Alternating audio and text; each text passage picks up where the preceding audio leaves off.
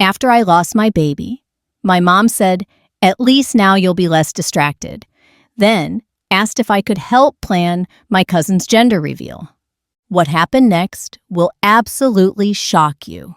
Before I tell you this story that changed my life forever, please like this video, share it with someone who needs to hear this, and let me know in the comments where you're watching from. Hi everyone, I'm Emma. I'm 31 years old, and until 2 weeks ago, I thought I knew what heartbreak felt like. I was wrong. The story you're about to listen to will show you how losing a baby can break you, but discovering your family's true feelings about your pain can destroy you in ways you never imagined possible. I always thought I was the strong one in my family. You know that person who everyone calls when things fall apart? That was me. When my younger brother Jake needed money for college, I worked double shifts at my marketing job and sent him $2,000 every semester. When Dad got diagnosed with diabetes last year, I was the one driving him to appointments, managing his medications, and making sure Mom didn't fall apart from the stress. When my cousin Bella's wedding was falling through because her venue canceled last minute, guess who spent 3 sleepless nights calling every event space in the city until I found her the perfect replacement? That's who I was, Emma the fixer, Emma the reliable one, Emma who always had her life together. But 3 weeks ago, everything changed. I was 26 weeks pregnant when it happened. The baby we'd been trying for, planning for, dreaming about for 2 years just stopped. The doctors called it a late-term miscarriage. But those clinical words don't capture the feeling of your entire future disappearing in a single heartbeat on an ultrasound screen. My husband David held me as I sobbed in that sterile hospital room, the silence where our baby's heartbeat should have been echoing in my ears. The nurses were kind but distant, their practiced sympathy worn thin from delivering this news too many times.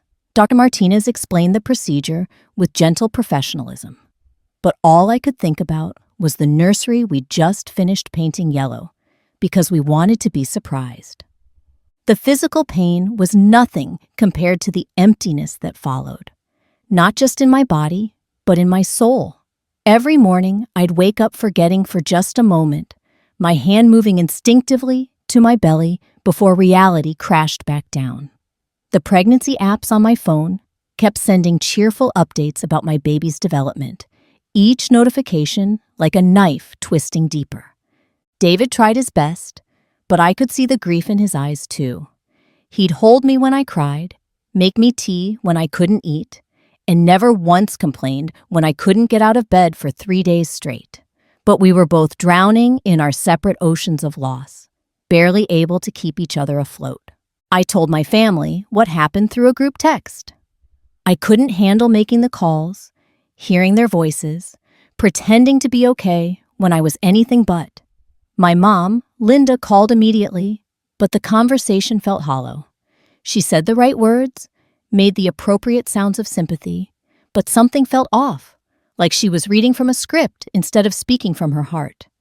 "These things happen for a reason, honey," she said, her voice carrying that tone she used when she was trying to convince herself of something. Maybe it just wasn't meant to be right now. I wanted to scream. I wanted to ask her what possible reason there could be for losing the baby I'd already started singing lullabies to. But I didn't. I just agreed and hung up, adding another layer to the wall I was building around my broken heart. Jake sent a quick, "Sorry sis" text and then went back to posting about his fraternity parties on social media. My Aunt Carol, Linda's sister, sent a sympathy card with a generic message about God's plan. Only Bella, my cousin, who I'd helped save her wedding, called and cried with me over the phone for an hour. Her tears felt real, in a way that everyone else's sympathy didn't. But I thought that was it. I thought they'd give me space to grieve, to heal, to figure out how to exist in a world where my baby wasn't coming home with me. I thought wrong. 2 weeks after we lost our baby, I was sitting in my living room, staring at a box of newborn clothes. I couldn't bring myself to return when my phone rang. Linda's contact photo smiled up at me, and for a moment, I thought maybe she was calling to check on me. Maybe she wanted to talk about how I was handling everything, or offer to come over with soup and tissues and the kind of motherly comfort I desperately needed. "Emma, sweetie, I know you're still dealing with everything," she began, and my heart lifted slightly. Maybe she did understand. Maybe she was going to be the mom I needed her to be. But I was hoping you could help us with something. The word "but" hit me like a slap. In that single word, I heard the dismissal of my grief, the minimization of my loss, the expectation that I should be ready to move on because everyone else was ready for me to move on. Bella is having her gender reveal party next weekend, and Carol and I are just swamped trying to get everything organized. You know how good you are at this stuff? And since you're not working right now anyway. She left the sentence hanging there, as if my bereavement leave was some kind of vacation, as if the fact that I couldn't concentrate long enough to answer emails meant I was lounging around with nothing to do. "I don't know, Mom," I said carefully, my voice sounding foreign to my own ears. "I'm still not feeling great." "Oh, I know, honey, but maybe this would be good for you. Take your mind off things, you know? Get you back out there." Back out there. Like grief was a place I was visiting, not a companion that had moved in permanently. "Besides," she continued, and I could hear the false brightness creeping into her voice, "at least now you won't be distracted with baby stuff. You can really focus on making this special for Bella." The words hit me like a physical blow. I actually gasped, my hand flying to my chest as if I could catch my breath. "At least now you won't be distracted with baby stuff." As if my baby, my lost child, my shattered dreams were just distractions. As if losing everything I'd hoped for was somehow convenient for my family's party planning needs. "Emma, are you there?" I was there, but I wasn't really present. I was floating somewhere above my body, watching this woman who looked like me hold a phone with shaking hands, listening to her mother treat her devastating loss like a scheduling conflict that had been resolved. "Yeah," I whispered, "I'm here. So you'll help? We really need someone to handle the decorations and maybe coordinate with the caterer. You know how Bella is about details." I did know how Bella was about details.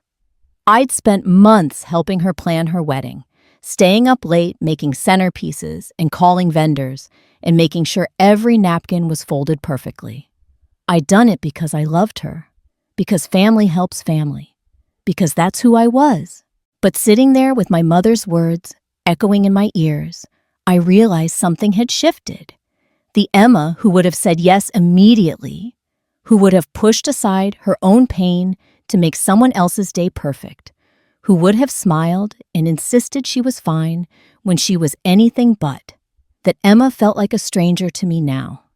"Okay," I heard myself say. "I'll help." The relief in Linda's voice was immediate and overwhelming. "Oh, thank you, sweetheart. I knew we could count on you. You're such a lifesaver." A lifesaver. The irony wasn't lost on me. I couldn't save my own baby, but I could save Bella's party.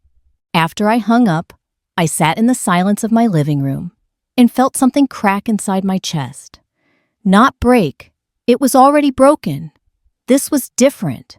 This was the sound of something that had been holding me together, finally giving way. David found me there an hour later, still holding the phone, staring at nothing. "What's wrong?" he asked, settling beside me on the couch with the careful movements of someone approaching a wounded animal. "My mom called," I said, my voice flat and emotionless. "She wants me to help plan Bella's gender reveal party." David's face went through several expressions before settling on confused anger. "She wants you to plan a gender reveal party? 2 weeks after we lost our baby?" She said, "At least now I won't be distracted with baby stuff. The silence that followed was deafening. David's face went pale, then red, then pale again. I watched him process what I'd just told him, watched him try to find words that didn't exist. "She didn't say that," he finally whispered. "She did. Emma, that's—" He struggled for words. "That's cruel, cruel." The words settled around me like a cold blanket. It was cruel, but it was also something else, something I was only beginning to understand. It was revealing. In her careless words, Linda had shown me exactly how she saw my loss, my pain, my grief. She'd shown me exactly how much my suffering mattered to her when it inconvenienced her plans. That night, I lay awake staring at the ceiling while David slept fitfully beside me. I kept replaying the conversation, dissecting every word, every tone, every pause. I tried to find a way to reinterpret what she'd said, to give her the benefit of the doubt, to make her words hurt less. But I couldn't. No matter how I turned it around in my mind, the message was clear. My baby's death was convenient for my family's party planning schedule. The next morning, I started making lists. Decorations for a gender reveal party, pink and blue everything, balloons and banners and cute little signs asking, boy or girl. I wrote down caterers' phone numbers and rental companies and all the tiny details that would make Bella's day perfect. But with every item I added to the list, something inside me grew colder. With every vendor I called, every estimate I requested, every smile I forced while discussing celebration details, I felt myself disappearing a little more. I was planning a party to celebrate new life while my own dreams of motherhood were still bleeding out of me. I was coordinating joy for someone else while drowning in my own sorrow. And my family thought this was not just acceptable, but helpful. 3 days into the planning process, I was sitting at my kitchen table, surrounded by color swatches and menu options, when my phone buzzed with a text from Carol, Linda's sister and Bella's mom. "Emma, you're an angel for doing this. Linda was right. This is probably exactly what you need right now. Nothing like focusing on someone else's happiness to put your own problems in perspective. Someone else's happiness to put your own problems in perspective." I read the message 3 times, each reading making my hands shake a little more. My problems. That's what losing my baby was to them. A problem, an inconvenience, something to be put in perspective by planning a party for someone who was getting everything I'd lost. I set the phone down carefully, afraid I might throw it across the room if I held it any longer. Around me, the party planning materials suddenly looked different. The pink and blue decorations weren't cheerful anymore. They were mocking. The boy or girl banners weren't cute. They were taunting. Every item on my carefully organized lists was a reminder of the celebration I'd never get to have, the joy that had been stolen from me, the future that had died with my baby. But I kept planning, because that's what I did. I was Emma the fixer, Emma the reliable one, Emma who always put everyone else first, even when putting everyone else first was killing me from the inside out. I just didn't realize yet that I was about to discover exactly how little my pain mattered to the people who were supposed to love me most. I didn't know that in a few days, I'd accidentally hear a conversation that would shatter whatever was left of my faith in my family. I didn't know that the woman I'd been my entire life was about to die, and someone completely different was about to be born from the ashes of my grief. The next week brought revelations that would make me question everything I thought I knew about my family. As I dove deeper into the party planning, memories I'd buried for years started surfacing, and what I was about to discover about my family's true feelings would change everything forever. I spent the weekend buried in party preparations, trying to lose myself in the endless details. Pink streamers or blue ones? Both, obviously. Cupcakes with question mark frosting? Or gender reveal cake pops? Why not both? Every decision felt monumental and meaningless at the same time. I was orchestrating someone else's joy while my own world remained shattered. But as I worked, something strange started happening. Memories began flooding back, moments I'd pushed aside or explained away over the years. Suddenly, with my grief making everything feel raw and exposed, I could see patterns I'd been blind to my entire life. I remembered being 16 and having my first panic attack during finals week. Instead of concern, Linda had rolled her eyes and said, "Emma's just being dramatic again. She can't handle a little stress like normal people." When I tried to explain that my chest felt like it was caving in and I couldn't breathe, she'd waved me off with, "You're fine. Stop being so sensitive." I remembered being 24 and getting promoted to senior marketing coordinator, a huge achievement that I'd worked years for. When I called to share the news, Linda's first response wasn't congratulations. It was, "That's nice, honey. Now, maybe you can help Jake with his student loans more regularly." I remembered being 28 and winning a regional marketing award that came with a $5,000 prize. I was so proud, so excited to share this recognition with my family. But when I showed up to family dinner with the trophy, Linda barely glanced at it before asking if I could use the prize money to help pay for Dad's new diabetes medication. Every memory felt like a piece of a puzzle I'd been too close to see. Each recollection painted a picture of a family that saw me as a resource, not a person. Someone who existed to solve their problems, fund their dreams, and smooth their paths. But it was Tuesday afternoon when everything crystallized in the most painful way possible. I was at David's office downtown, picking up some documents he'd forgotten, when I realized I'd left my phone charging in his car. As I walked back through the parking garage, I heard familiar voices echoing off the concrete walls. Linda and Carol were standing by Carol's silver SUV, having what they clearly thought was a private conversation. I froze behind a concrete pillar, not meaning to eavesdrop, but unable to move.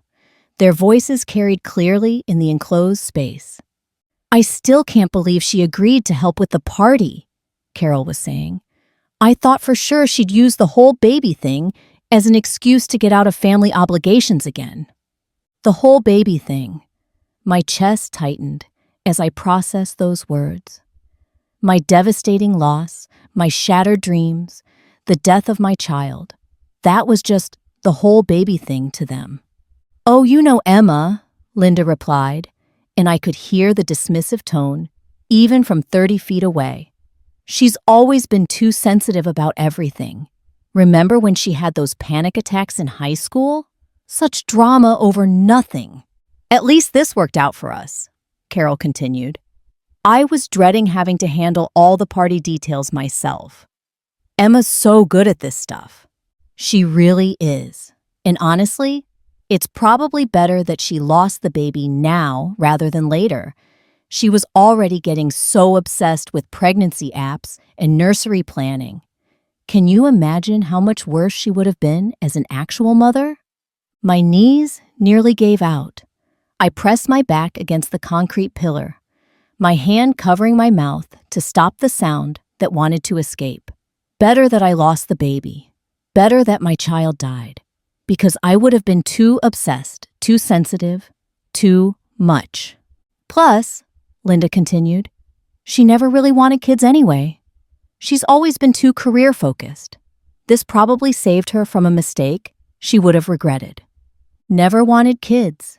I thought about the nursery David and I had painted together, the baby names we'd debated for hours, the way I'd read pregnancy books like they were sacred texts. I thought about how I'd talk to my belly every night, singing lullabies to the child I already loved more than my own life. The timing actually couldn't be better, Carol added. Now she can focus on what she's actually good at, taking care of everyone else's problems. Speaking of which, do you think she'd be willing to help Jake with his graduation party planning too? You know how overwhelmed I get with event stuff. Oh, I'm sure she will. Emma never says no to family. It's not like she has anything else going on now. Nothing else going on. Like grieving my dead child wasn't a full-time job. Like learning to exist in a world where my baby would never take a first breath wasn't consuming every moment of my day. I just hope she doesn't get all weepy and dramatic during Bella's party, Linda said. You know how she is when she doesn't get attention. We need this day to be about Bella, not Emma's problems. My problems. There it was again. My devastating loss reduced to problems. My grief dismissed as attention-seeking. My pain minimized as drama. She'll be fine, Carol assured her. Emma always pulls herself together when it matters. She's reliable that way. Reliable. The word that had defined me my entire life suddenly sounded like a curse. I was reliable Emma, who could be counted on to swallow her pain and show up with a smile. Reliable Emma, who would plan parties, celebrating the life, growing inside someone else, while her own dreams rotted inside her empty womb. We should get going, Linda said. I told her I'd call tonight to check on the catering arrangements. Might as well make sure she's staying on top of everything. Their footsteps echoed as they walked away, their casual cruelty trailing behind them like smoke. I stayed pressed against that concrete pillar until their car engines faded into the distance, until I was sure they were gone, until I could breathe again without feeling like I might scream. When I finally made it back to David's car, my hands were shaking so badly I could barely put the key in the ignition. I sat in the parking garage for 20 minutes, staring at nothing, trying to process what I'd just heard. They thought losing my baby was convenient.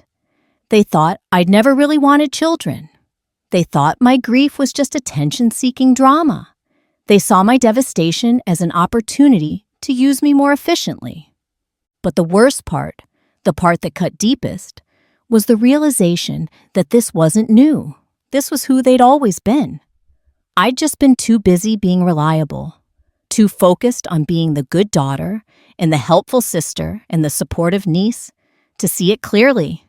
Every time I'd sacrificed for them, they'd seen it as my natural function. Every time I'd put their needs before my own, they'd taken it as proof that I didn't have real needs of my own. Every time I'd smiled through my pain to make their lives easier, they'd convinced themselves that I didn't actually feel pain at all. I drove home in a daze, their words playing on repeat in my mind. By the time I walked through my front door, something fundamental had shifted inside me. The Emma who had left the house that morning, the Emma who was planning a gender reveal party while her heart bled, was gone. I drove home in a daze, their words playing on repeat in my mind. By the time I walked through my front door, something fundamental had shifted inside me. The Emma who had left the house that morning, the Emma who was planning a gender reveal party while her heart bled, was gone. That night, I couldn't eat dinner. David kept asking what was wrong, but how could I explain that I just discovered my entire family saw my dead baby as a convenience? How could I tell him that the people who were supposed to love me most thought my greatest loss was their greatest gain? I heard them talking, I finally whispered, as we sat on the couch after another silent meal. Mom and Carol, in the parking garage. David set down his coffee cup, his full attention on me. What did they say? I told him everything. Every cruel word, every casual dismissal, every breathtaking display of selfishness. I watched his face change as I spoke, watched disbelief turn to anger, turn to something that looked like grief. Emma, he said when I finished, his voice barely controlled. That's not normal. That's not how families treat each other. But it's how they've always treated me, I replied, the truth of it settling over me like a heavy blanket. I just never saw it before. What do you mean? So I told him about the other memories that had been surfacing. The panic attacks dismissed as drama. The achievements overshadowed by requests for money. The way every conversation somehow turned into them needing something from me. They never ask how I'm doing, I realized as I spoke. Not really. They ask what I can do for them. They call when they need something, not because they miss me. David's jaw was clenched so tight, I could see the muscles jumping. You don't have to plan this party, Em. You don't have to do any of this. But I already told them I would. So, untell them. The idea was so foreign to me that I almost laughed. Untell them? Say no after I'd already said yes? Disappoint them when they were counting on me? That wasn't who I was. That wasn't what I did. Except, maybe it was time to become someone different. I spent the next 3 days in a strange kind of limbo. I continued making party preparations because I didn't know how to stop. But every task felt surreal. Ordering pink and blue tablecloths while remembering Linda saying it was better that my baby died. Confirming catering arrangements while hearing Carol's voice dismissing my loss as the whole baby thing. On Friday morning, I was sitting at my kitchen table with vendor contracts spread in front of me when I found it.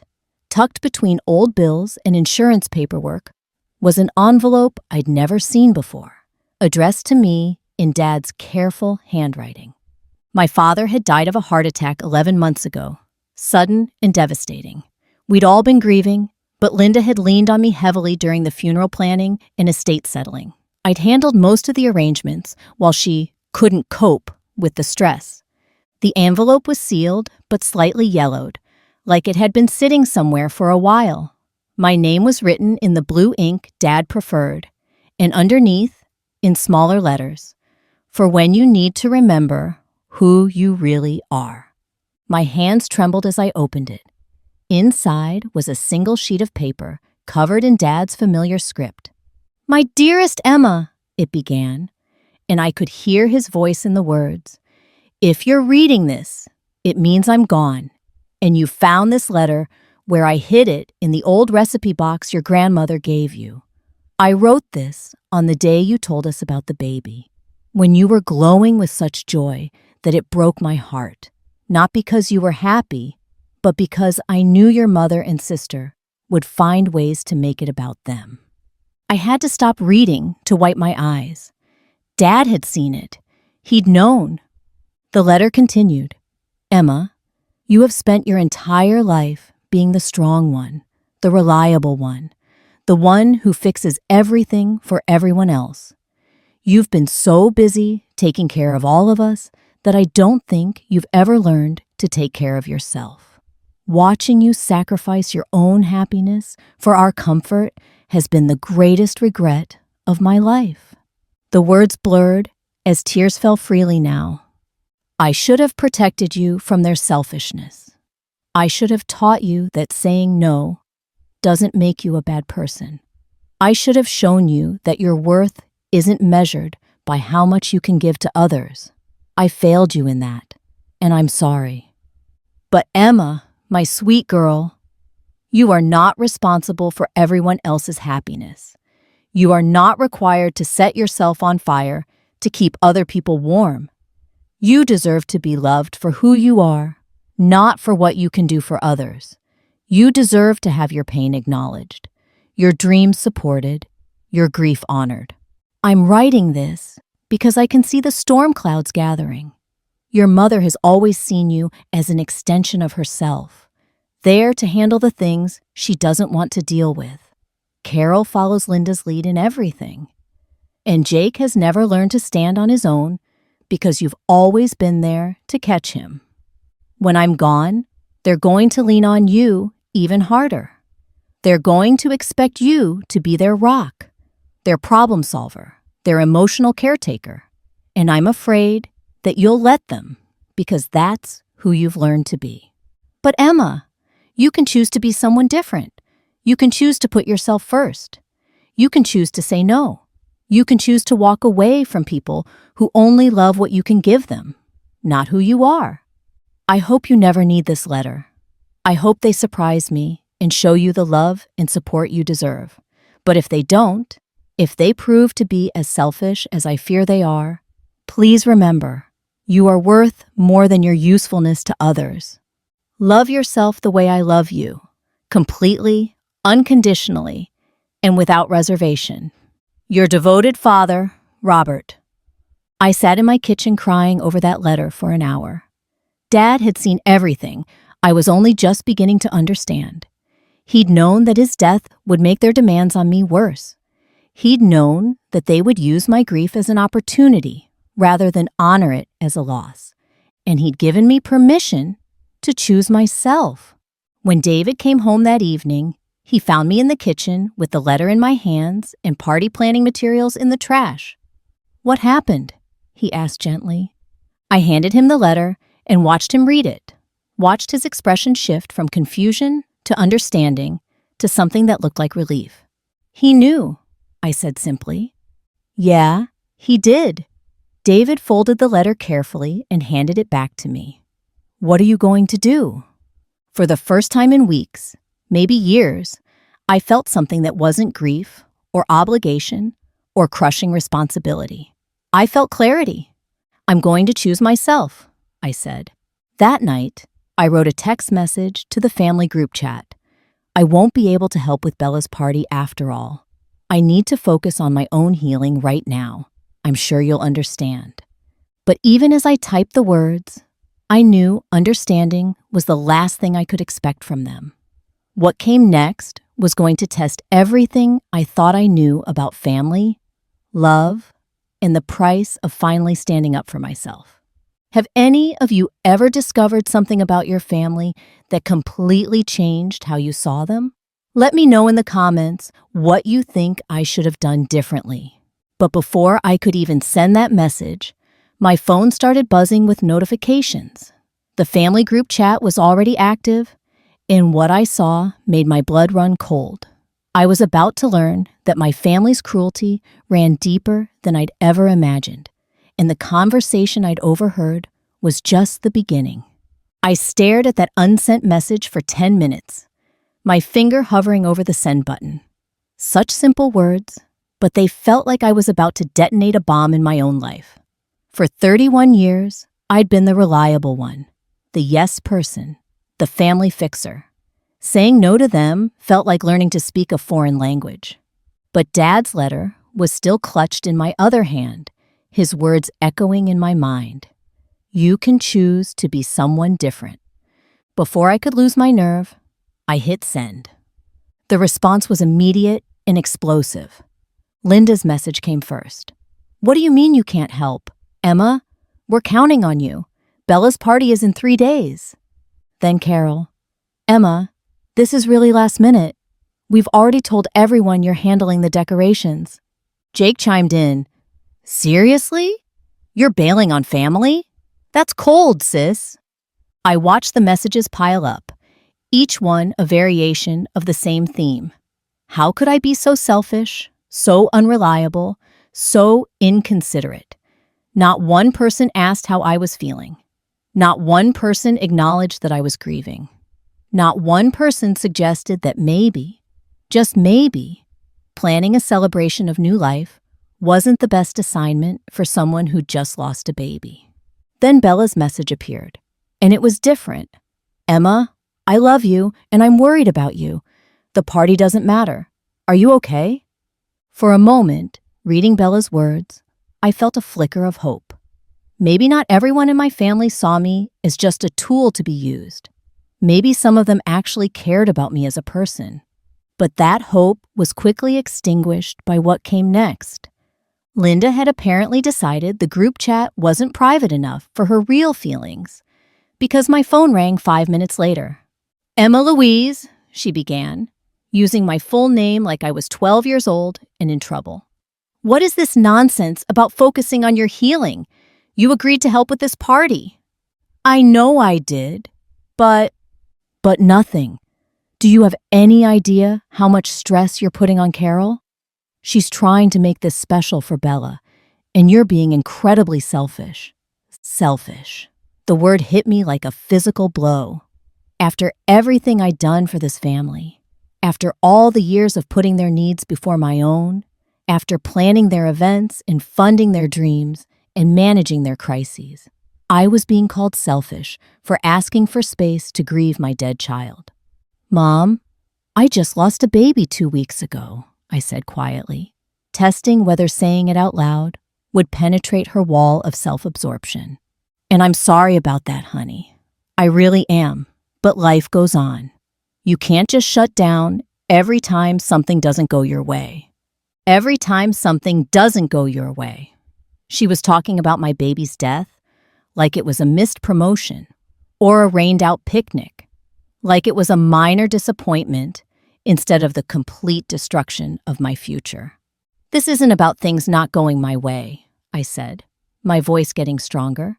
"This is about me needing time to process the most devastating thing that's ever happened to me." "Emma, you're being dramatic. Miscarriages happen all the time.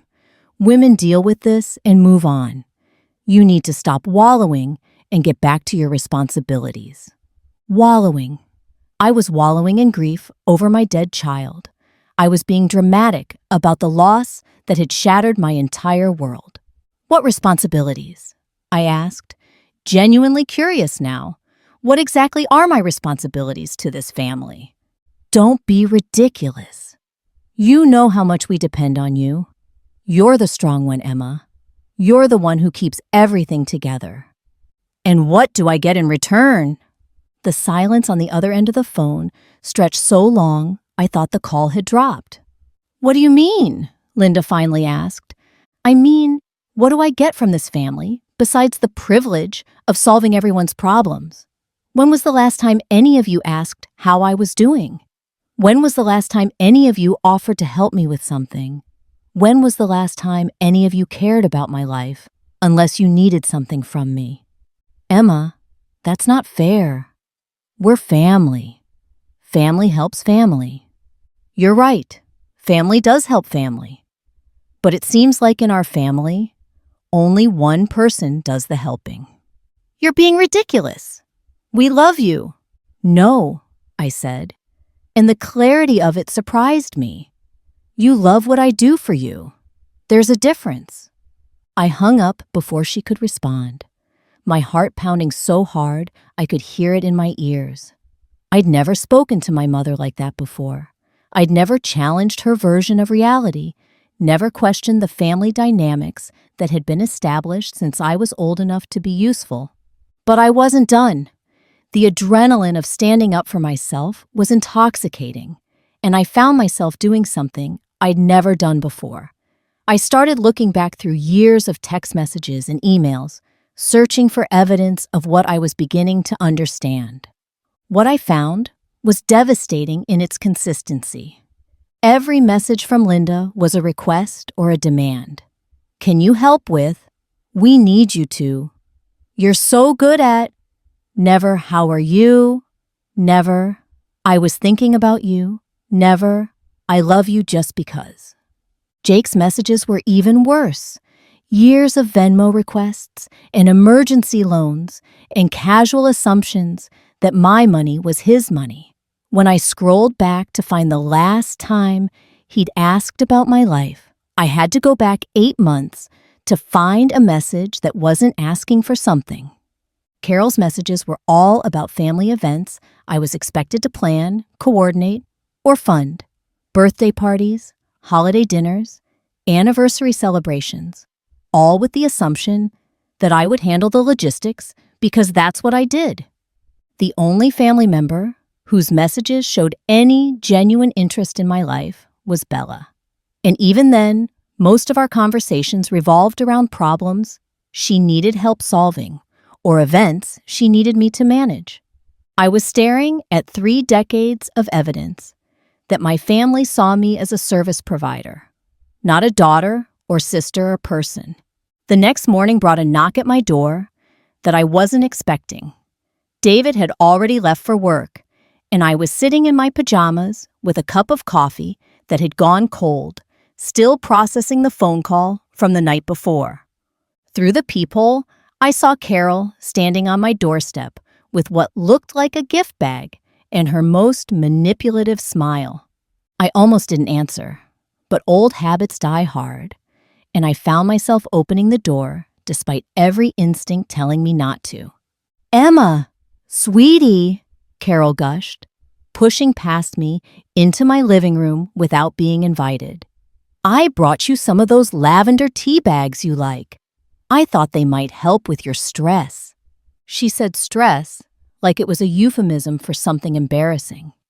Like my grief was just elevated stress levels that could be managed with herbal tea.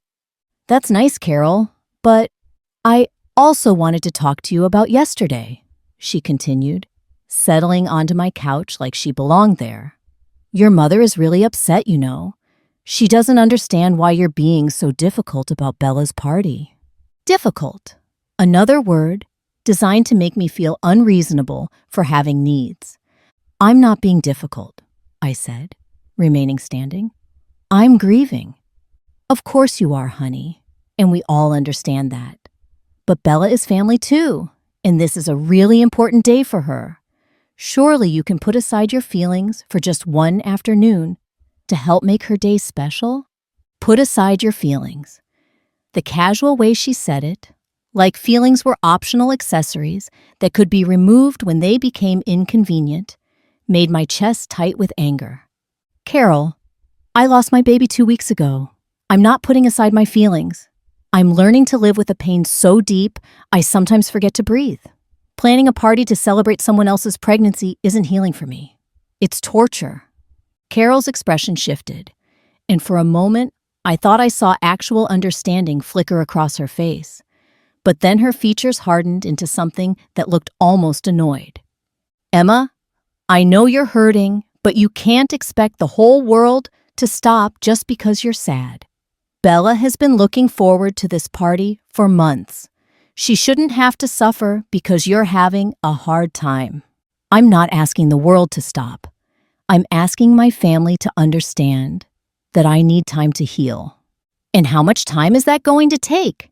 Because we have Jake's graduation party coming up next month, and your cousin Amy's baby shower in August, and your mother's birthday in September. Are you planning to skip all of those too?" The question hit me like a revelation. She wasn't asking when I'd be better. She was asking when I'd be useful again. She was creating a timeline for my grief based on their social calendar. "I don't know," I said honestly. "I don't know how long it's going to take me to figure out how to exist in a world where my baby is dead. But I know that planning celebrations isn't going to speed up the process." Carol stood up abruptly, her mask of concerned family member finally slipping completely. "Fine," she said, her voice sharp with irritation. "But don't expect us to keep coddling you forever. At some point, you need to grow up and realize that other people have problems too." "Other people have problems too." I stared at her, amazed by the complete lack of empathy in those words. "You're right," I said quietly.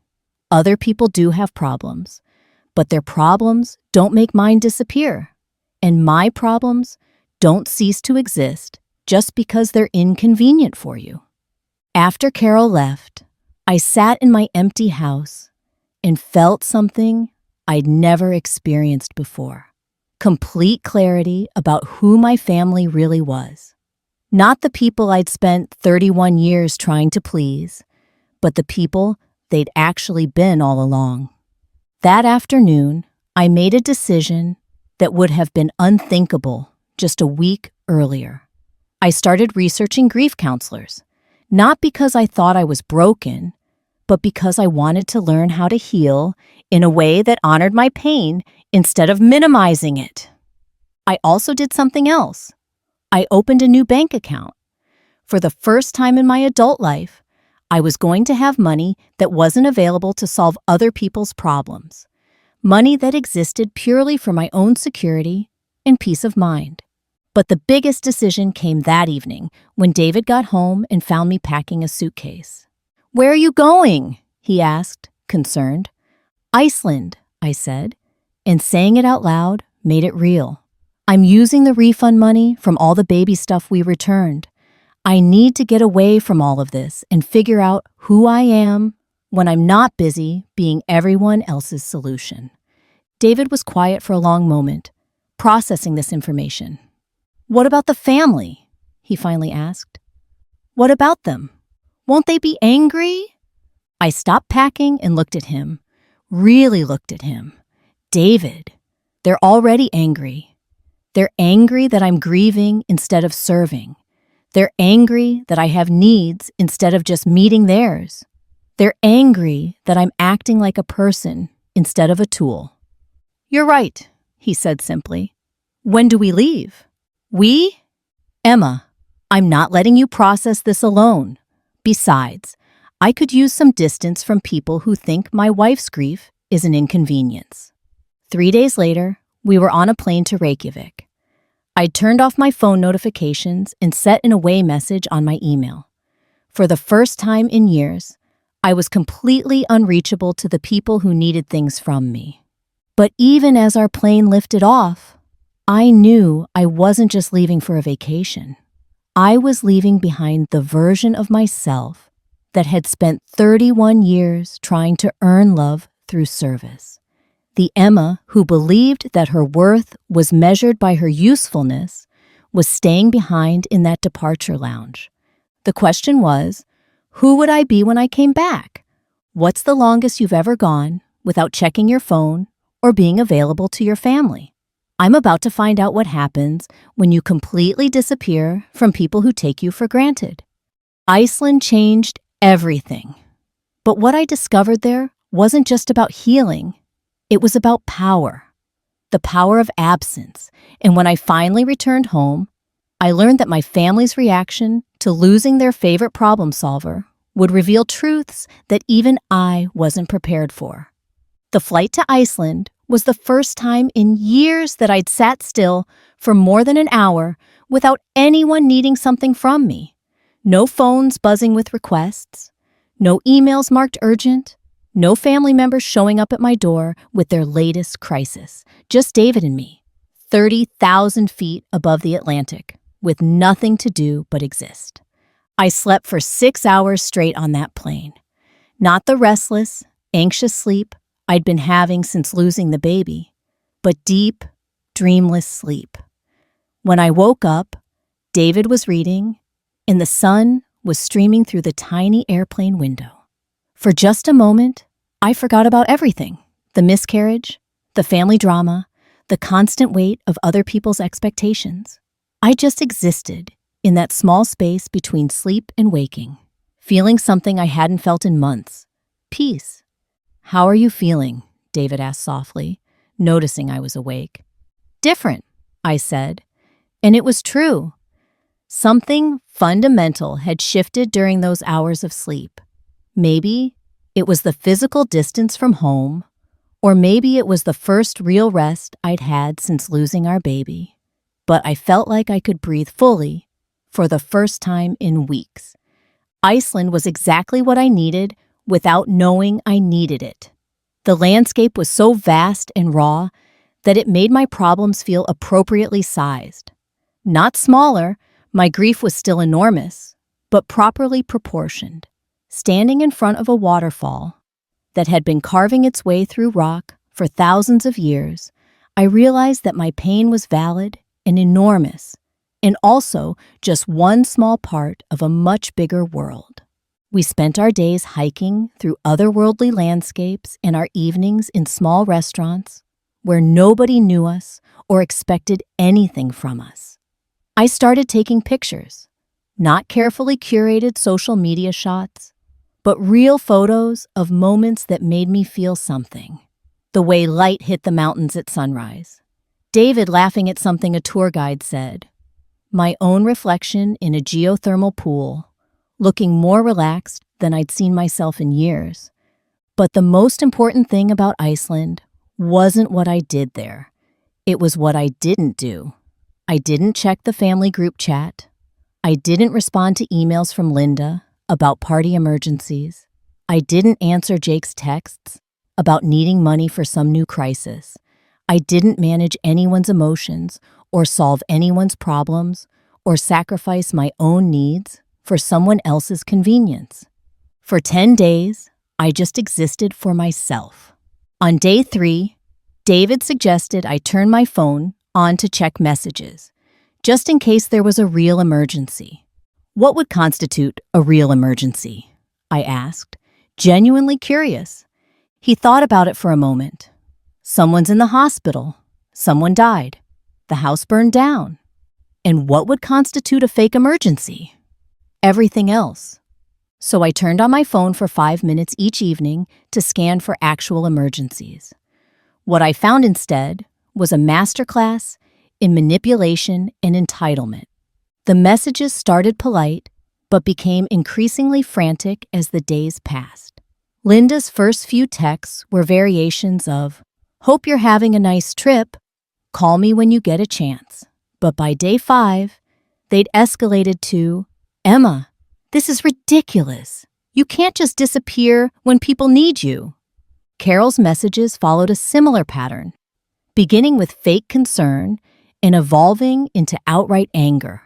"Emma, I don't know what's gotten into you lately, but this behavior is completely unacceptable." Jake's messages were the most revealing because they showed no evolution at all. Every single text was a request for money or help with something. Not once did he ask how I was doing or acknowledge that I might be going through something difficult. Even when I was thousands of miles away and clearly unavailable, he was still asking me to transfer money to his account for textbooks or rent or whatever his latest financial crisis was. But it was on day 7 that I received the message that changed everything. I was sitting in a cafe in Reykjavik, sipping coffee that actually tasted good instead of just caffeinated, when I opened my phone to find a voice message from Bella. Voice messages weren't her usual style. She was more of a quick text person. So I knew something was different. "Emma, it's me," her voice began, and I could hear tears. "I don't even know how to say this, but I think you need to know what happened at my party." My heart dropped. Had something gone wrong? Had someone been hurt? "The party happened without you, obviously," she continued. "Mom and Aunt Linda scrambled to pull everything together, and honestly, it was fine. Not as nice as it would have been if you'd planned it, but fine." Relief flooded through me. Everyone was okay. But Emma, something happened that I can't stop thinking about. After we did the gender reveal, it's a girl, by the way, people were standing around eating cake and talking. I was in the kitchen getting more napkins when I heard Mom and Aunt Linda talking to some of the other relatives. My stomach clenched. They were talking about you, about why you weren't there. And Emma, the things they said, her voice broke. They told everyone that you were being dramatic about the miscarriage, that you were using it as an excuse to get out of family responsibilities. Aunt Linda actually said that you'd always been selfish, and this was just your latest way of making everything about you. The coffee cup slipped from my hand, clattering against the saucer. Uncle Mark asked if you were okay, and Aunt Linda rolled her eyes and said you were fine. You were just on some expensive vacation feeling sorry for yourself, while the rest of the family had to pick up your slack. I was gripping the phone so tightly, my knuckles were white. "Emma, I stood up for you. I told them they were being horrible and that you were grieving and that they should be ashamed of themselves. But they just looked at me like I was being naive, like I didn't understand how you really are." And then Bella's voice dropped to almost a whisper. Aunt Linda said something that made my blood run cold. She said, "Emma's always been too sensitive for her own good. It's probably better that she lost the baby, because she never would have been able to handle actually being a mother." The world stopped. Everything in that cafe, the conversations, the clinking of cups, the hiss of the espresso machine, faded to white noise. All I could hear was the echo of those words. "It's probably better that she lost the baby." Not said in a moment of anger, not whispered behind closed doors, where they thought no one was listening, said out loud at a family party, surrounded by relatives and friends, as if it was a reasonable thing to say about someone they claimed to love. "Emma, are you still there?" Bella's voice brought me back to the moment. "I'm here," I managed to whisper. "I'm so sorry. I thought about not telling you, but I couldn't live with keeping this secret. You deserve to know what they really think about you." After I hung up, I sat in that cafe for 2 hours, staring at nothing. David found me there when he got back from the bookstore across the street. "What's wrong?" he asked immediately, sitting down beside me.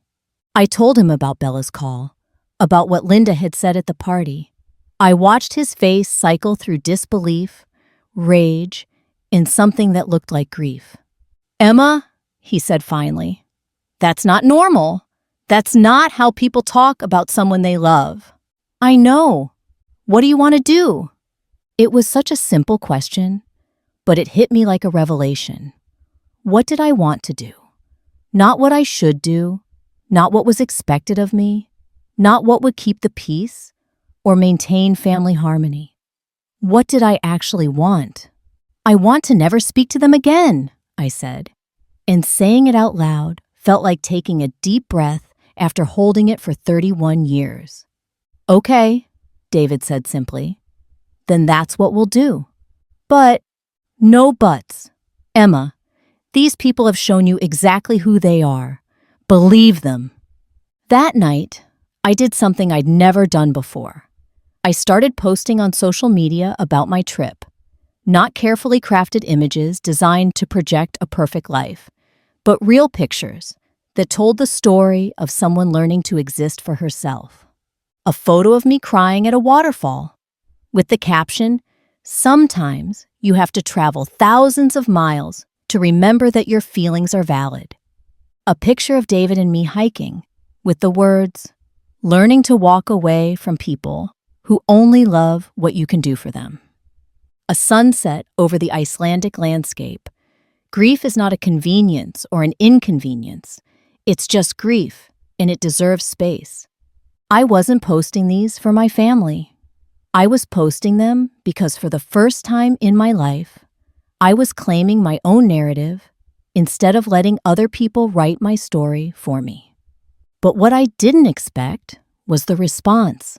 Within hours, my posts were getting comments and messages from people I hadn't heard from in years. Friends from college, former coworkers, distant relatives I barely knew.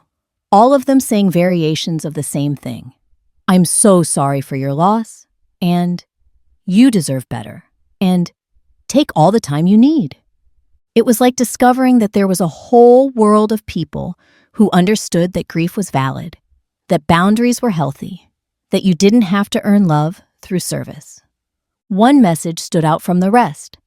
It was from my former colleague Sarah, who I'd worked with years ago before she moved across the country. "Emma, I've been following your posts about your loss and your family situation. I know we haven't talked in a while, but I wanted you to know that your words have been incredibly powerful. I started a blog about my own experience with pregnancy loss, and I've been looking for guest writers who can speak authentically about grief and family trauma.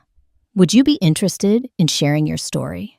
A blog about grief and trauma and finding your voice. The idea terrified and excited me in equal measure. "What kind of blog?" I messaged back. "It's called Unacceptable Losses. It's for people whose grief has been minimized, dismissed, or used against them. People whose families have failed them in their darkest moments. People who are learning to validate their own experiences when no one else will." How many people read it? About 50,000 monthly readers. But Emma, it's not about the numbers. It's about reaching the people who need to hear that they're not alone, that their pain matters, that they don't have to set themselves on fire to keep other people warm. 50,000 people. 50,000 people who might be sitting in their own kitchens, planning parties that would torture them because they didn't know they had permission to say no. "I'm interested," I wrote back. That night, lying in our hotel bed with David snoring softly beside me, I started writing. Not party planning lists or helpful emails or carefully worded texts designed to manage other people's emotions. I wrote about loss and grief and the special kind of pain that comes from having your trauma dismissed by the people who are supposed to love you most. I wrote about learning that blood doesn't make family, that you can't earn love through service, that sometimes the most loving thing you can do is walk away. I wrote until my fingers were sore and my heart felt lighter than it had in months. When we flew home from Iceland a few days later, I wasn't the same person who had left. The Emma who boarded that plane, in desperate need of escape, had been replaced by someone who knew her own worth, who understood the difference between love and manipulation, who was ready to build a life based on her own values instead of other people's expectations. But I also knew that the real test was just beginning. It's one thing to find yourself on a mountaintop in Iceland. It's another thing entirely to maintain that clarity when you're back in the place where all the old patterns live. What I didn't know was that my family had spent the week I was gone creating a plan of their own, a plan that would test everything I'd learned about standing up for myself. The real confrontation was still coming. What's the most powerful thing you've ever written when you were angry? Because I was about to write something that would change my family forever. The confrontation that followed would test everything I'd learned about standing up for myself. But what happened next proved that sometimes the most powerful weapon against manipulation isn't anger. It's the simple act of telling the truth. And when I finally faced my mother, the words that came out of my mouth surprised even me. We landed back home on a Tuesday afternoon, and I felt the familiar weight of expectations settling back onto my shoulders the moment we stepped off the plane. My phone, which had been blissfully quiet in airplane mode, immediately started buzzing with missed calls and notifications. 10 days of accumulated family drama, all waiting for my attention. But instead of rushing to check the messages like I would have before, I turned to David and said something that would have been unthinkable 2 weeks earlier. I'm not checking these until tomorrow. Tonight, I just want to exist in my own space. David smiled, the first real smile I'd seen from him since we lost the baby. Good for you! We drove home in comfortable silence, both of us knowing that everything was about to change. I'd left as someone desperate to escape her family's toxicity. I was returning as someone ready to confront it. Our house felt different when we walked in. Not physically, everything was exactly where we'd left it. But emotionally, it felt like a sanctuary instead of a staging area for everyone else's emergencies. I walked through each room slowly, appreciating the quiet, the lack of urgent demands, the simple peace of being somewhere no one expected anything from me. That night, I wrote my first blog post for Unacceptable Losses. I titled it, When Your Family Calls Your Grief an Inconvenience. And I told the truth. All of it. The miscarriage, the cruel comments, the overheard conversation, the party planning request, the things Linda said at Bella's gender reveal. I wrote about learning to recognize emotional manipulation, about the difference between love and expectation, about what it feels like to realize that the people who raised you see you as a resource instead of a person. I wrote for 3 hours straight, and when I was finished, I had created something raw and honest and more real than anything I'd ever written before. When I hit publish, I felt simultaneously terrified and liberated. The response was immediate and overwhelming. Within hours, the post had dozens of comments from people sharing their own stories of family trauma and invalidated grief.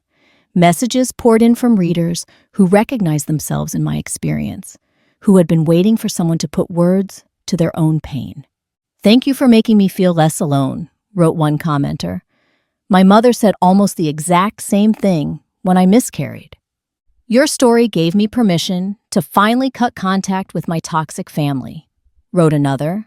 I've been trying to justify going no contact for years, but I always felt guilty. Reading this made me realize that protecting yourself isn't selfish. But it was the message from a woman named Grace that stopped me in my tracks. Emma, I want you to know that your post probably saved my marriage. I've been planning my sister-in-law's baby shower while dealing with my own infertility struggles, and I was starting to resent my husband for not protecting me from his family's demands. After reading your story, I finally found the courage to say no. My husband supported me completely. Turns out, he'd been waiting for me to set boundaries too. I was helping people, not by solving their problems or managing their emotions or sacrificing myself for their comfort, but by telling the truth about my own experience. The next morning, I finally checked my family messages. What I found was a masterclass in escalation and manipulation. The early messages were frustrated, but still maintaining a pretense of concern. Emma, we're worried about you, Linda had written. Please call when you get this. But as the days progressed and I didn't respond, the mask began to slip. Emma, this silent treatment is childish and hurtful, Carol wrote. Whatever you think we did wrong, we can work it out if you'll just talk to us. By day 5 of my absence, the messages had turned accusatory. I don't know what's gotten into you, but this behavior is completely unacceptable, Linda wrote. You're tearing this family apart with your selfishness. And on the final day before my return, Jake had sent a message that revealed everything. Emma, I don't know what your problem is, but I need that tuition money you promised. My payment is due Friday. Stop being dramatic and answer your phone.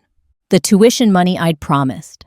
I scrolled back through our messages and realized that not once had I actually promised to pay his tuition. I'd been paying it for 2 years, automatically, because that's what I did, and he'd come to expect it as his right rather than my choice. But the message that made my decision final came from Linda, sent just hours before our flight landed.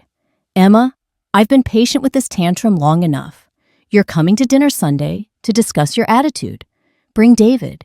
We need to have a family meeting about your recent behavior. My recent behavior, as if setting boundaries and taking time to grieve were moral failings that needed to be corrected. I showed the message to David, who read it twice before looking up at me with something between amazement and rage.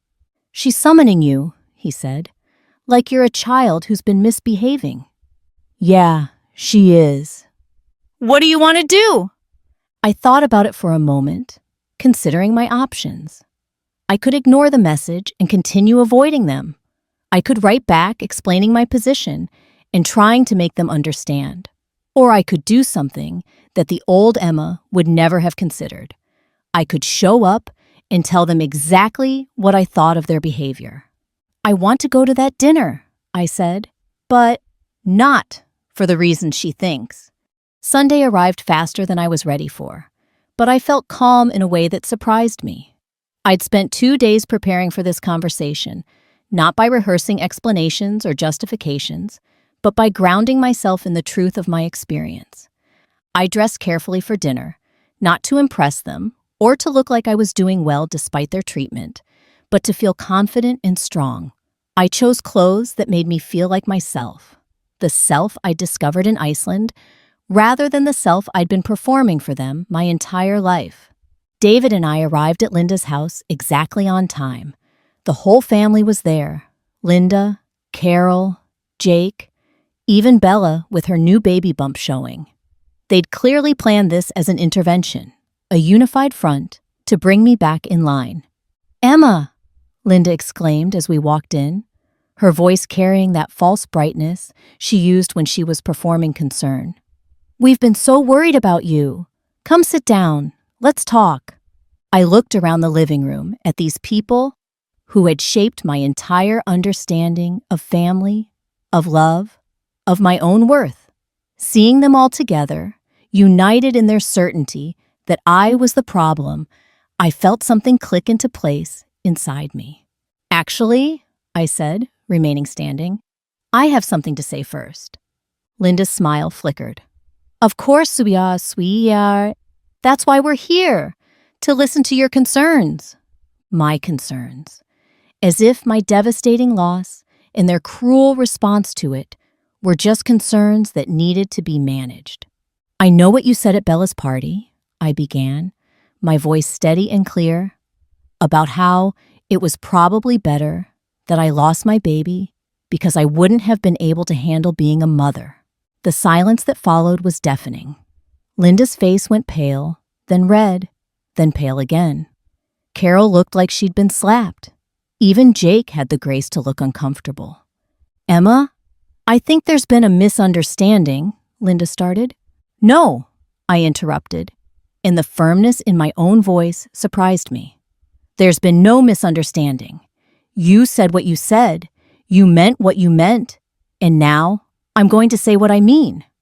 I looked around the room at each of them in turn.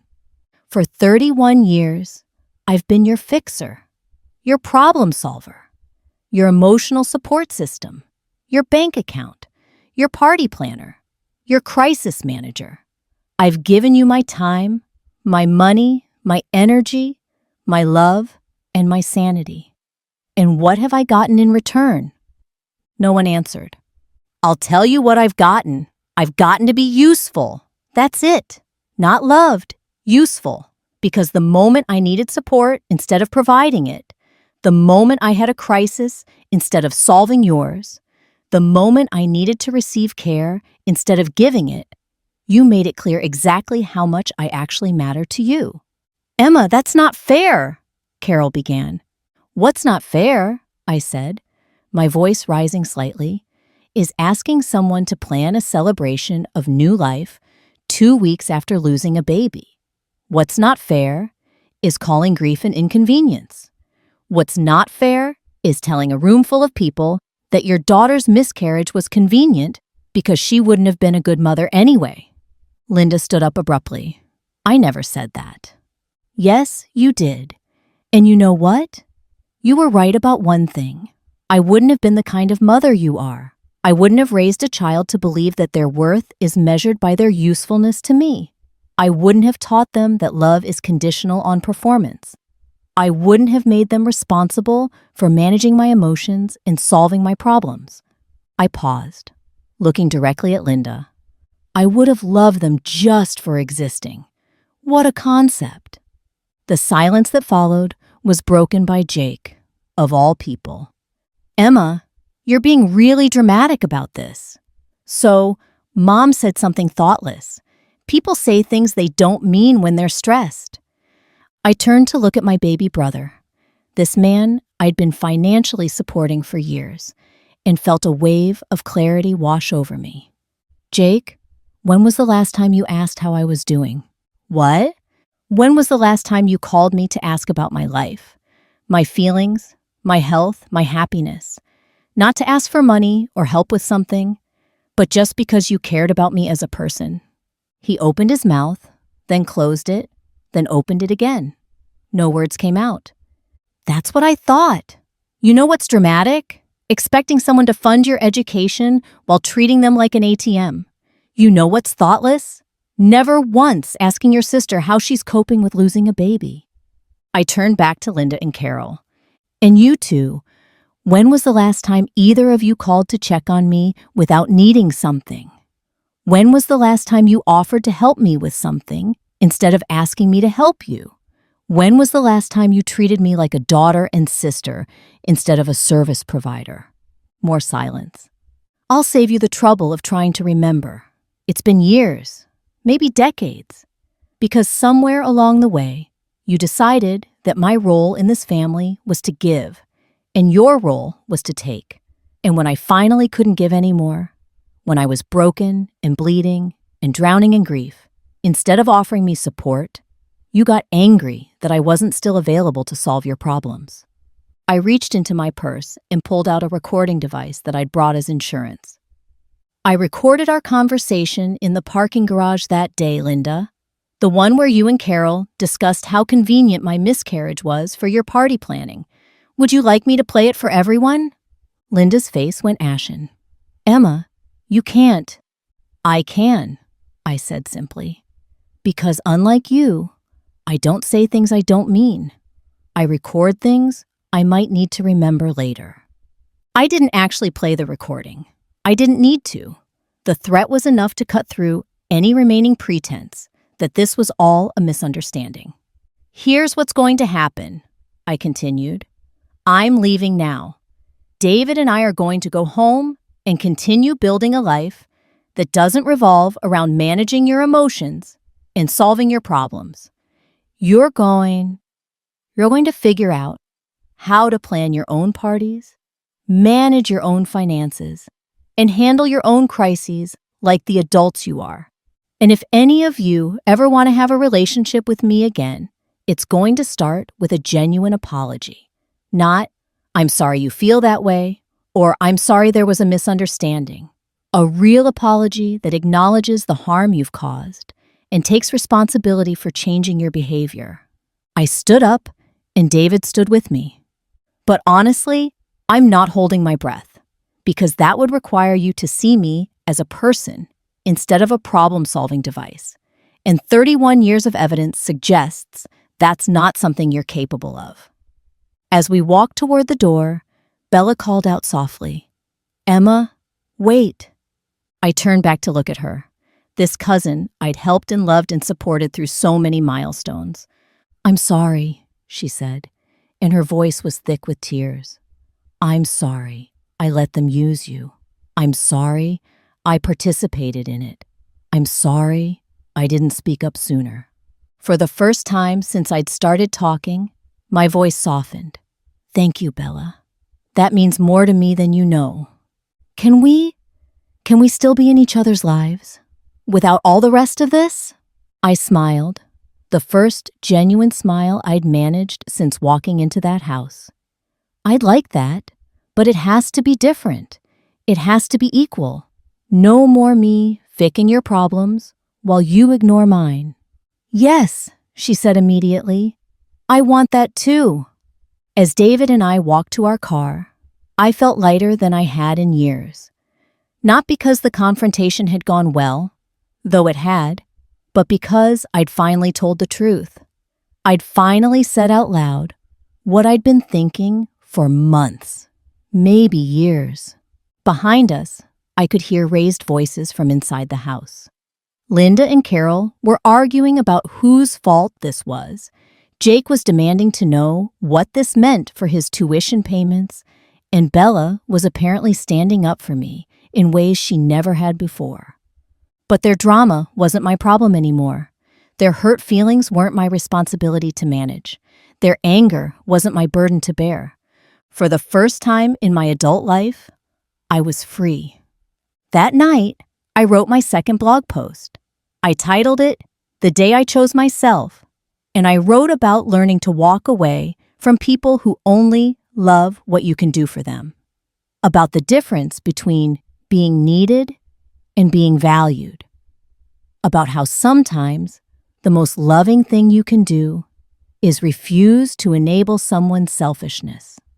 The response was even bigger than the first post. The blog's editor called to tell me that my story was being shared thousands of times across social media. People were writing to say that my words had given them permission to set boundaries, to say no, to value themselves. 6 months later, I was speaking at conferences about grief and family trauma. My blog posts had turned into a book deal. David and I had started couples counseling, not because we were struggling, but because we wanted to make sure we were building the kind of marriage where both people's needs mattered equally. And I was pregnant again. This time, when I shared the news, it was with people who celebrated my joy without immediately trying to figure out how it could benefit them.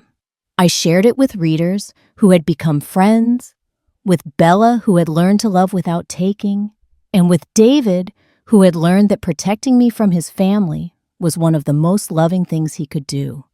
I never did get that apology from Linda, Carol, or Jake, but I stopped waiting for it because I realized that I didn't need their permission to value myself, their approval to set boundaries, or their understanding to live a life that made me happy. Sometimes the family you're born into isn't capable of loving you the way you deserve to be loved. But that doesn't mean you're unlovable. It just means you need to find your people somewhere else. And when you do, when you find the people who love you for who you are instead of what you can do for them, you realize that all those years of settling for crumbs weren't preparing you for love. They were teaching you to recognize the real thing when it finally showed up. What happened to you that made you realize you deserve a better treatment from your family? Share your story below, and don't forget to like this video. Subscribe for more real stories about healing and growth, and comment about where you're watching from. I love connecting with people from all over the world who understand that choosing yourself isn't selfish, it's necessary.